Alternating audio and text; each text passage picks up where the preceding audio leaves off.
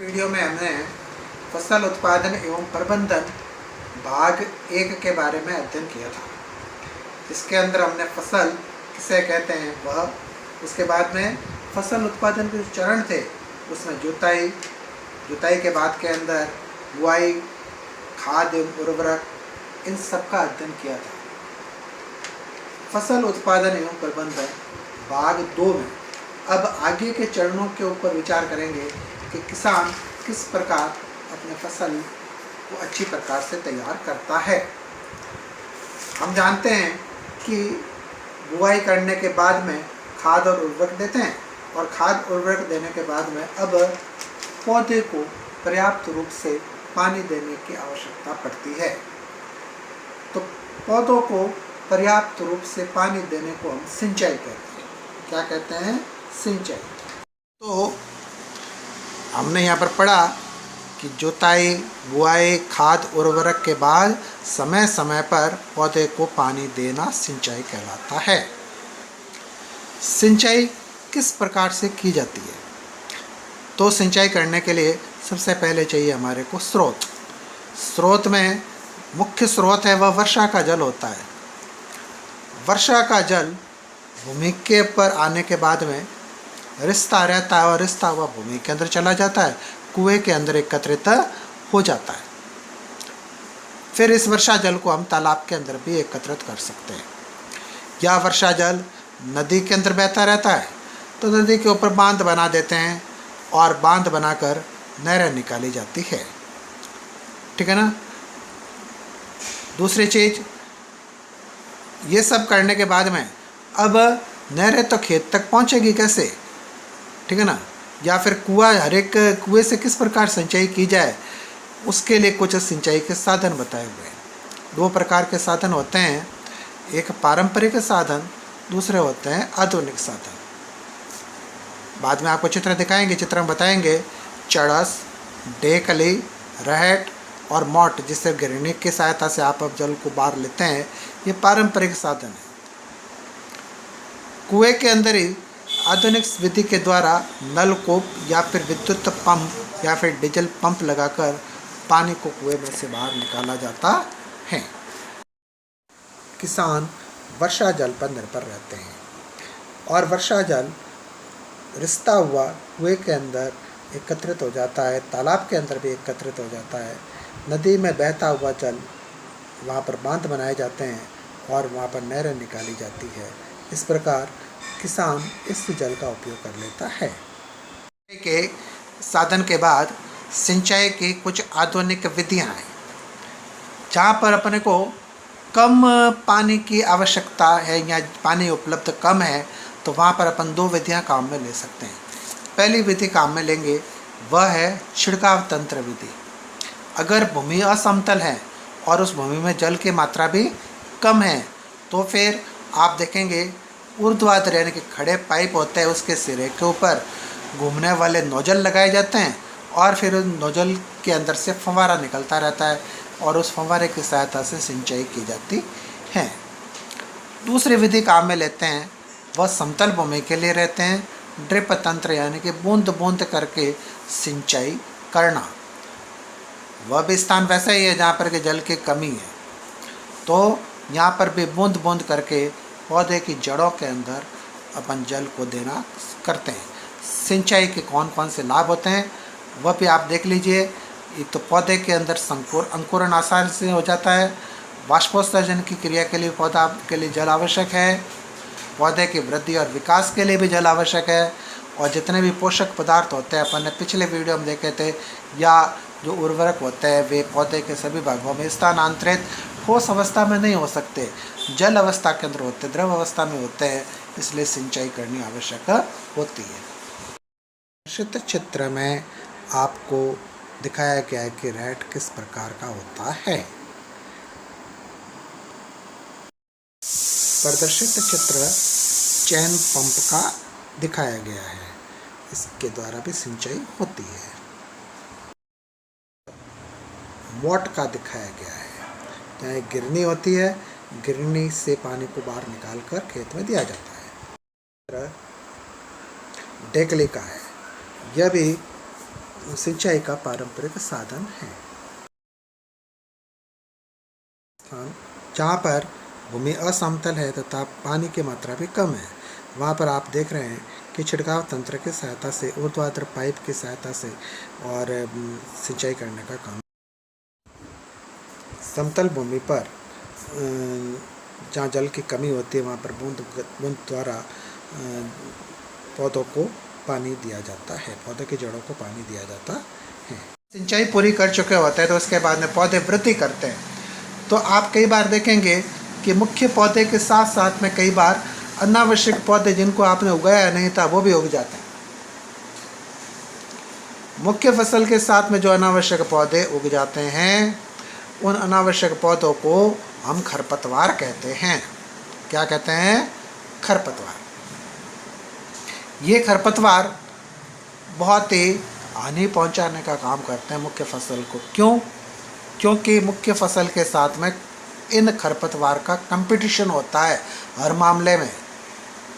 पोषक पदार्थ आप देंगे तो मुख्य फसल को तो मिलेंगे कम, खरपतवार जो उगे हुए हैं वे अधिक मात्रा के अंदर पोषक तत्वों को ग्रहण कर सकते हैं, तो अपनी मुख्य फसल तो कमज़ोर हो जाएगी। इसलिए आप खरपतवार के लिए क्या करना चाहिए कि जैसे ही आप जुताई करते हैं तो जुताई के समय के अंदर खरपतवार को जड़ समेत उखाड़ देना चाहिए। कई बार खरपतवार नाशी का उपयोग करते हैं, जैसे 2,4-D इसका छिड़काव करते हैं तो वे खरपतवार नष्ट हो जाते हैं। पौधे या फसल को नुकसान से बचाने के लिए हम किन से कीट भी नुकसान कर सकते हैं, जानवर भी नुकसान कर सकते हैं, आग, सर्दी ये सब भी नुकसान कर सकते हैं। इनसे भी हमारे को पौधे के बचाव करना चाहिए, फसलों का बचाव करना चाहिए। प्रदर्शित चित्रों में मुख्य फसल के साथ में अनावश्यक फसलें भी उग गई है। ये फसल अनावश्यक उगी हुई फसलें खरपतवार कहलाती हैं।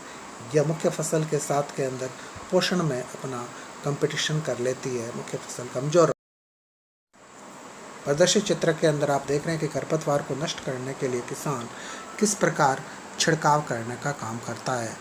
ये रासायनिक पदार्थ होते हैं जिसे 2,4-D कहते हैं, और इसका समय समय पर छिड़काव करने पर खरपतवार नष्ट हो जाते हैं।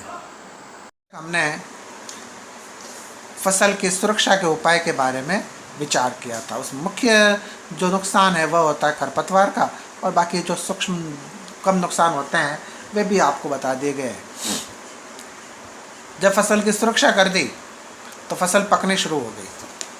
जब फसल पक जाती है तो फिर पकी हुई फसल को समय पर काट देना चाहिए। पकी हुई फसल को समय पर काटने की क्रिया को कटाई कहते हैं। क्या कहते हैं? कटाई। पुराने समय के अंदर या छोटे किसान होते हैं वे तो दराती की सहायता से काट सकते हैं, लेकिन बड़े किसान होते हैं वे हार्वेस्टर मशीन काम में लेते हैं, तो बहुत ज़्यादा मात्रा के अंदर जो फसल है उसको काटने का काम ये हार्वेस्टर मशीन कर सकती है। ठीक है। पुराने समय में फसल को काटने के लिए किसान दराती का उपयोग करते थे। छोटे किसान आज भी फसल को काटने के लिए दराती का ही उपयोग करते हैं। आसानी से फसलों को काटा जा सकता है।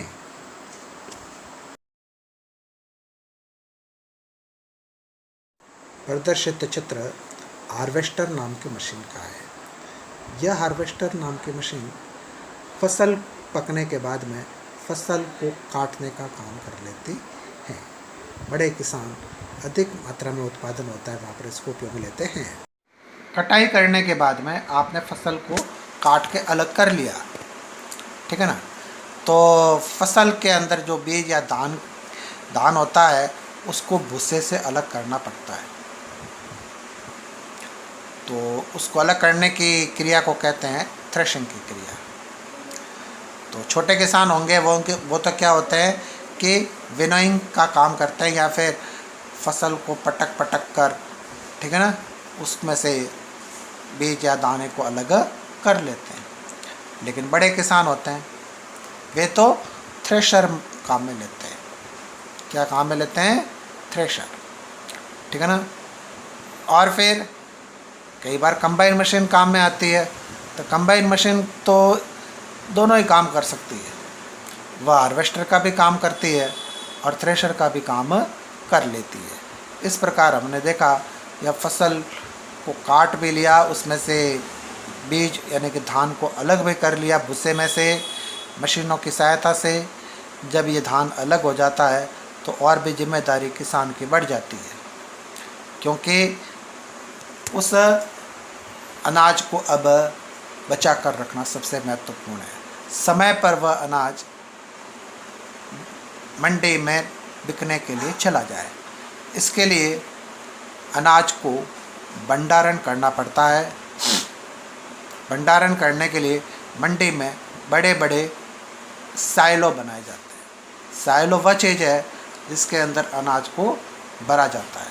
पुराने समय के अंदर मिट्टी के भी घर बनाए जाते थे, अनाज के भंडार गृह, उसके अंदर अनाज सुरक्षित रहता था। फिर इस अनाज को धूप के अंदर सुखाना भी पड़ता है, कई बार चूहों से उसकी सुरक्षा भी करनी पड़ती है। प्रदर्शित चित्र विनोइंग मशीन का चित्र है। छोटे किसान जहाँ पर उत्पादन कम होता है, वहाँ पर इस मशीन की सहायता से धान को या अनाज को भूसे से अलग करने का काम किया जाता है।